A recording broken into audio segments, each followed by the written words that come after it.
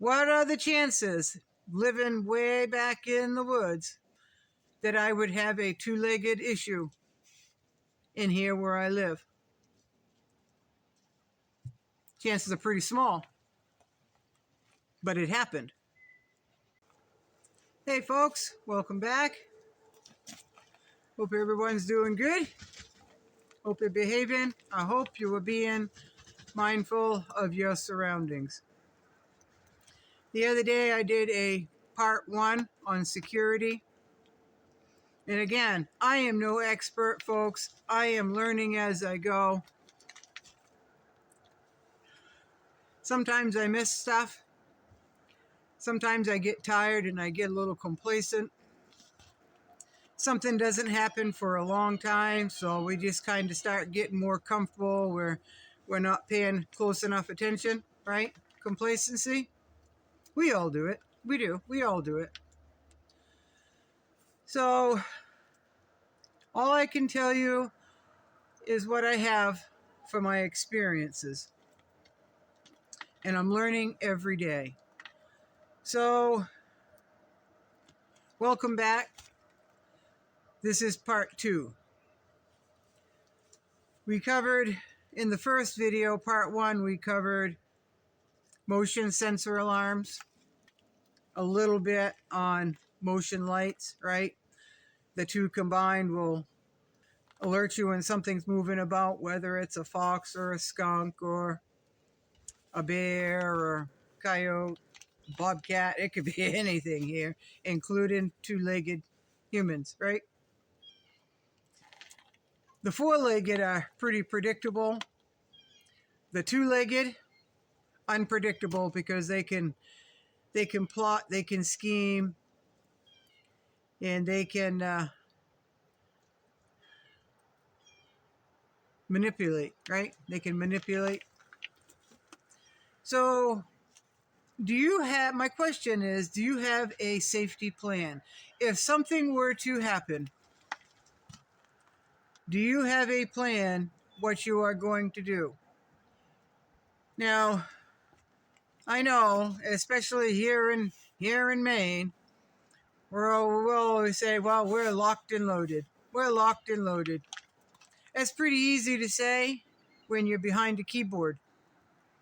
When that comes into a real life situation, do you have what it takes to be locked and loaded and to be ready to use it? Are you going to remember, if you're not familiar with that weapon, are you going to remember in your heightened state how to use it? Are you going to be calm and rational about it and in a heightened situation? I would hope so. I would hope so. That would be good, right? Right? Always try to remain calm under any situation. Your body will thank you for it. Your mind will thank you for it. You can think a whole lot clearer. And if you're trying to do this, right, you're going to be a whole lot steadier if you're calm. So, do you have a safety plan? Do you have a safety plan with others for backup? Do you have a way to communicate with them to let them know that you need backup? Do you have a plan in case you have to do something and handle a situation on your own? Do you have a plan for others to help you, to come to your aid? And if they do not come, which I will get into, are you prepared? Do you have a plan to handle a situation on your own? If you don't, you certainly should, folks. You certainly should. Now, I know. I hear it. I hear it all the time. What do you need a safety plan for? Why do we need a safety plan in here? the chances of something happen where you would need someone to come and help you are so low, it doesn't even merit a safety plan. That safety plan has come in very handy in the past here when my sister had a bear come up on her deck and grab a goat by the neck and haul it down off the deck. She needed help. She needed help. Safety plan, right? A little backup. Was she prepared to handle it on her own if nobody could come to her aid? Yep. I don't know if she was planned for it, but she did it, right? She handled the situation on her own. She didn't like it. Well, we don't like handling things on our own when we feel kind of backed into a corner, right? So what are the chances? The chances are so small that something could happen to warrant a safety protocol. Why even bother having one? Things happen, folks. Things happen. Things happen that you don't expect, or you can't plan for everything. I understand that. But you can plan for what possibly may happen, even if it's that 1% chance. I hope you've thought that scenario through. And I'm sure there's more than one scenario that we could cover in this. A safety plan is very important, folks. I can't stress that enough. I had an incident here last Friday. I knew what I had to do. I reached out to whom had my back if I needed assistance, if I needed backup. I knew they would be there because we have discussed it, right? That's why we have two forms of communication. If one doesn't work, we have the other, right? So what happens if you send out that emergency message saying that you need backup, you need help down here, you need assistance, and they don't respond, right? You don't have your other form of communication on you because there's no reception, right? So you've got a phone with no reception, you can't call out. You've got your backup walkie-talkie. You motion out that there's an incident and nobody shows up. What happens? You are going to have to, like I did, handle the situation on your own.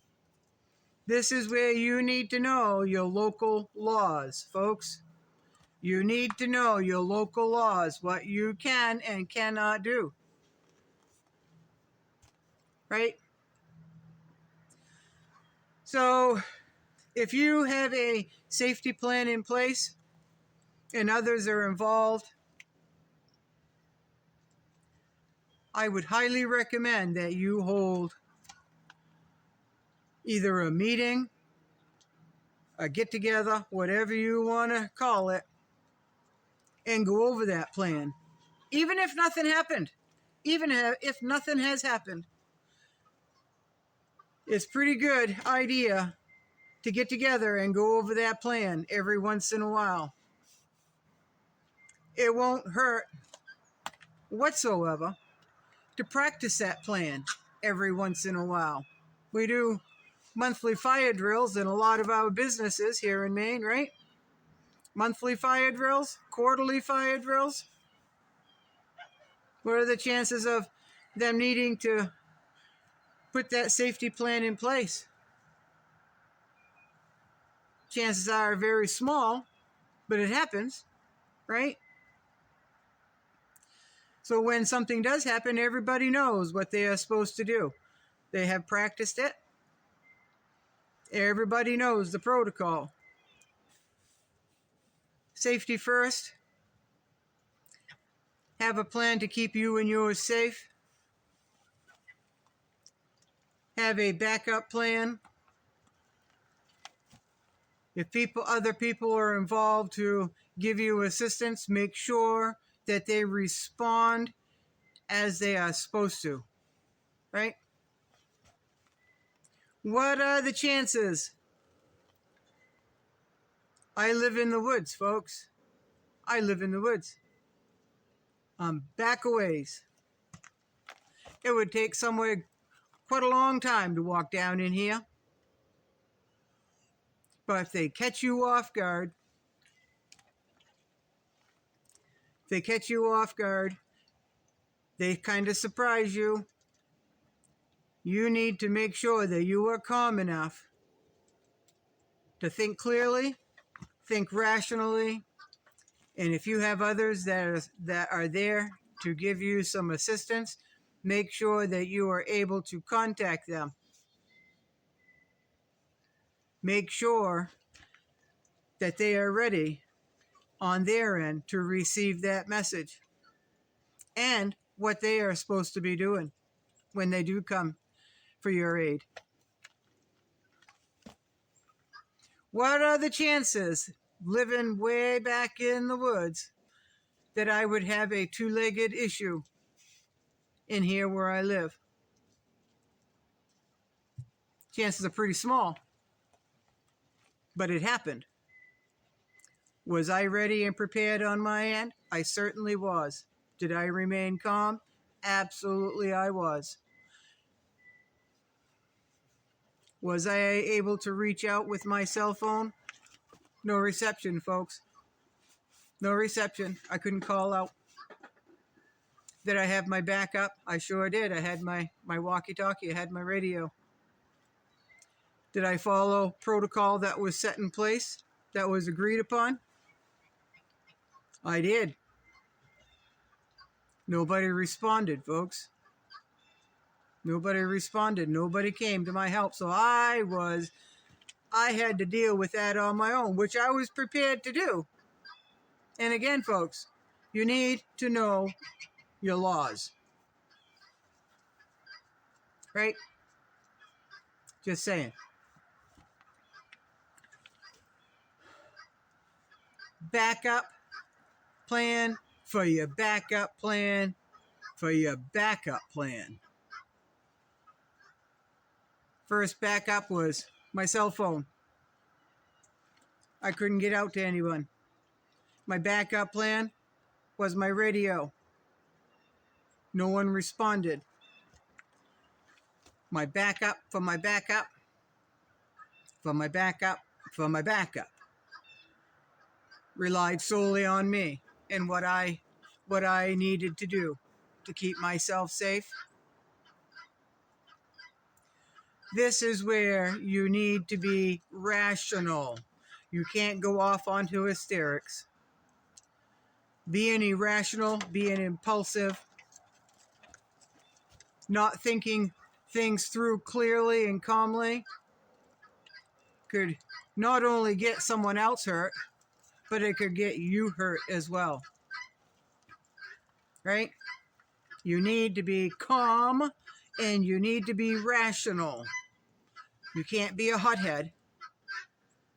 You can't be Rambo unless you want to go to jail. Right? Or the morgue. Right?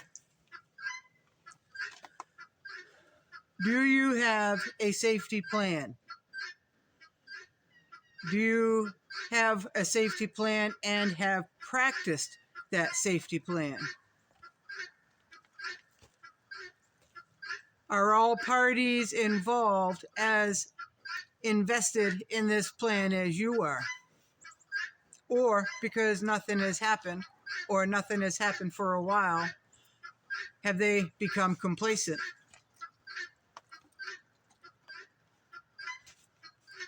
Unless you hold drills, you practice the plan, you don't know that. You can ask them. You can ask them. What do you have as a last resort when you are the one facing two people on foot in your yard in the black of night. Oh, dark 30 is what I call it. Do you have a plan for that, folks? Do you have a plan for if somebody tries to get in your home? Do you have a plan? Do you know the consequences if you become a hothead or act impulsively or react on fear? A lot of times, folks, if you have a calm way about you, you're not overreacting. A lot of times it goes in your favor. A lot of times it doesn't too. Do you have a plan, folks? I have plans. I followed my end of the plan. What have I learned? I have learned that we need more practice. I have learned that others don't take safety as seriously as I do. I have learned that I've got to strategically place a few more things. With what I had in place when this all occurred, did they work? You bet your bippy they did. You bet your bippy. But I also found some holes. I found some holes in my plan that I thought I had pretty well figured out. Those holes are filled now. Right? This is why it's not a good idea.